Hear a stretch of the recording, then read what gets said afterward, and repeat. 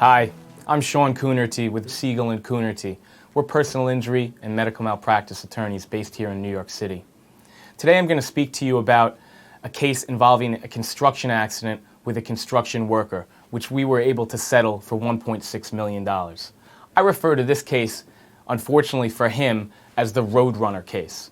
I say that because it seemed as if my client was like Wile E. Coyote and he was jackhammering a floor in order to create a hole in that floor so that a stairway could be put in. He was told by the general contractor on the job that where he was standing was safe. Well, lo and behold, just like you would imagine in the cartoon, he's jackhammering the floor, the whole floor falls, and he falls with it, with thousands of pounds of concrete. He sustained severe injuries to his spine. In order to illustrate these injuries, let me explain to you. Let me show you something. This model is the type of model that I used in settling this client's case. The type of injuries he sustained were to his spinal cord. What happened was, when he fell with all these thousands of pounds of concrete, approximately 10 feet, the vertebrae, which make up the bony parts of your backbone, many of them crumbled.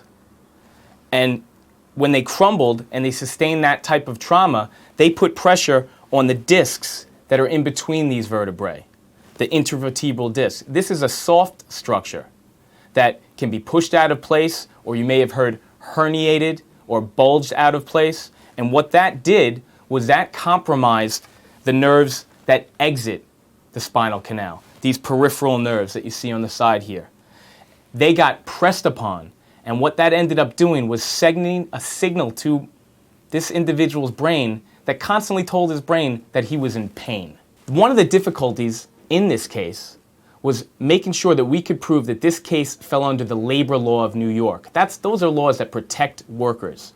We wanted to say to the judge, hey, this is a case where our client did nothing wrong, and the general contractor and the owner of the construction site should be completely liable, that is, completely responsible for this accident.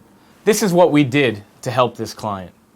We were able to prove to a judge that the cause of his accident had nothing to do with our client's fault and was all the fault of the owner of the construction site as well as the general contractor that stood there and watched this happen to our client.